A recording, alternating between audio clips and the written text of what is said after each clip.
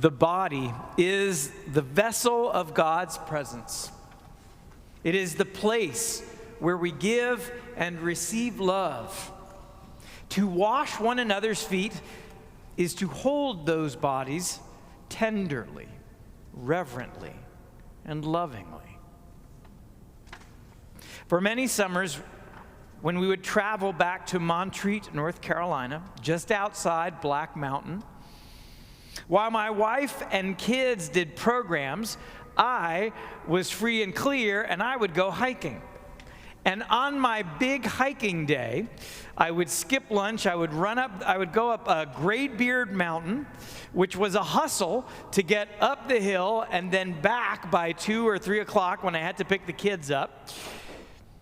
And it being hot and humid, I was pretty worn out by the time I got back and not all that pleasant to be around. I mean, I was perfectly nice, but I didn't smell so good. And if I made really good time, and if I got back a few minutes to spare just before I had to pick up my children, I would go down and stop by the creek that flowed right through the center of that camp. These are the Appalachian Mountains in North Carolina. So the water was clear, but it was also very cold. In the middle of the summer, always very cold. Well, I would take off my boots. I would peel off of my socks, and then I would wade into the water. The shock of ice-cold water, and it was a shock, it would wear off after a few seconds, and then I'd stand there as my body cooled, and I got this incredible rush of exhilaration all through my body, and suddenly I was perfectly relaxed. When Jesus washes his disciples' feet, this simple act of hospitality was every bit as refreshing, but also capacious and mysterious as the opening of my senses when I put my hot, tired, and dirty feet into those Appalachian waters. And when I stepped back onto dry land, I felt rested. I felt like my body had done something very good for my soul. Now, if you've ever had that same kind of experience, and for some folks, the foot washing here at Maundy Thursday is similar to that. But if you've had that physical sensation, that you know that for this liturgy, only the feet will do. I know we have different opinions about that, and that is okay, but it is not the washing of the hands, which would be perfectly nice. It is not the hot towel on the face service, also would be very nice. But neither of those connect to the body in quite the same way that the foot does. Ancient Eastern medicine knows this very well. From acupuncture to shiatsu massage, practitioners know that energy flows throughout the body connect to everything. They connect the foot to the heart, to the lungs, to the liver, to the brain, to the eyes, so that if you go to an acupuncturist because you have a really big headache, don't be surprised if they put the needles in your feet. Our feet are symbols of our whole bodies, the mystery and the paradox of them. How is it that a foot can be so functional and so universal? With almost no exceptions, every one of us has feet, and yet we're very sensitive about them. We don't necessarily want them to be seen or known. We kept them hidden. And yet there's something intimate, something very self-conscious about them. Our feet are tough. They take a daily beating that the rest of the body cannot take. What is it? The hand does not say to the heart, I have no need of you, but the feet can say to the rest of the body, y'all have no idea what I have to put up with. And yet, they have to be these incredibly tough things, and yet they are also sensitive and even ticklish.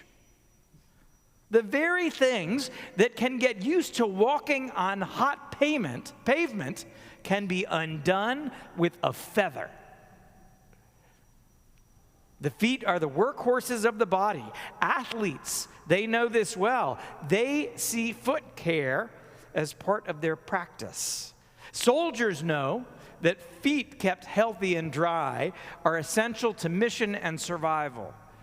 Caregivers, especially those who care for those experiencing homelessness, know that caring for feet is as much medical care as it is hospitality. For our feet are where our bodies so often meet the harshness of the world. They are the unsung heroes of our bodies. And in washing them, in serving his friends, Jesus is saying something about what it means to be the body together. Picture this. All of them around in the upper room. And Jesus is turning their idea of leadership and hierarchy upside down, ultimately to say this is what it means to be the body together. Jesus is the head and indeed the heart. And yet even he kneels before the feet of his friends. He takes them in his hand tenderly and lovingly. There is no member who does not owe one another not only their service, but maybe even more importantly, their vulnerability, their gentleness, their love. There is no part that is not essential to the life and the mission of the whole body. And to take their tired, dirty feet in his hand, to make them clean, this was an act of love. It was a way of saying that their whole bodies were made for goodness and for the experience of grace. Our bodies are vessels of God's presence. They are places where we give and where we receive love. To wash one another's feet is to hold those bodies tenderly, reverently, and lovingly. But sadly, we know so well that we as human beings fail to do this, fail to honor the dignity of every human being and every body. A few weeks ago, I watched a very difficult film to watch. It was 20 Days in Mariupol. It was a frontline documentary on Ukraine. It actually came out at the Cleveland Film Festival last year, and then it won an Oscar earlier this month. It's on PBS. It's painful. So many heartbreaking images from it, from those first days of the war in Ukraine. And those images continue to flood my mind and my heart now, but one, as we think about feet, hangs in my mind in light of the foot washing. It was the feet of a 4-year-old child killed in the shelling, extending out past the shroud that covered her. I watched it. I was heartbroken. I was angry. I was furious to think that innocent bodies would not be held reverently, but casually disposed of to advance a national agenda. And everybody matters. And yet, it grabbed my attention because this was a child, and that brought something else to mind, an experience that I had had, one, as a parent, to hold a child's foot in their hand when they are young, and sometimes when they are not so young, right? It is something sacred. There are so few things so perfect as a child's foot. It's tender, it's uncalloused. And for most kids, it takes a lot of convincing to make them even wear shoes to begin with. It's like the first loss of innocence before you tell them you can't always walk around barefoot. I'm very sorry. When I was a chaplain in a pediatric hospital, I learned how to care for families when the unimaginable happened. We learned how to take ink impressions of the feet of those infants and children who died under our care. It was a way of giving their parents something, some measure, some tactile reminder of their lost children, whose toes they would forever long to hold and pinch. It doesn't go away as the children get older, and it doesn't go away for each and every one of us.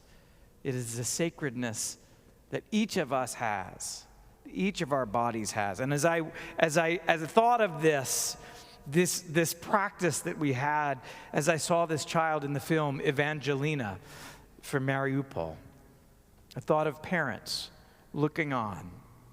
And I wonder if Mary may have thought something similar as she looked upon her son on the cross, his own calloused feet pierced with a nail, his body, like so many human bodies, turned into a vessel for suffering and pain.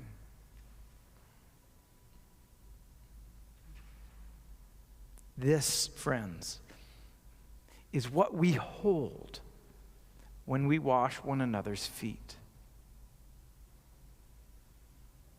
I'm not trying to sell it. If you're uncomfortable with it, it's okay. Everybody is where they are. But I do want you to know what this is about. And I want this moment to inform how we leave this place, how we regard every person, every body we come in contact with. And think about the goodness that each of us were made for. Think about the roads, the miles each of those feet have traveled. Think of the callousness, calluses, different, not callousness. Think of the calluses, but think also of the tenderness and how it connects to our whole body. This is about remembering what a body is for, what all bodies are for, and that it's at our most intimate and vulnerable places that we open channels of grace and love that send the goodness of God rushing through us, and then sending that same goodness out into the world, through us, through our hands, through our bodies, into a world filled with souls, and filled with feet and hands and hearts and bodies that God has so lovingly created. The body is the vessel of God's presence. It is the place where we experience pain, but it is also where we give and receive love. And so Jesus told us to do something. Jesus said to wash one another's feet, to honor the dignity that is held in each of our bodies, to touch one another, to meet one another's walls of toughness and even ticklishness with tenderness and grace, to hold each other, body, mind, and spirit, with healing gentleness, grateful reverence, and self-giving love.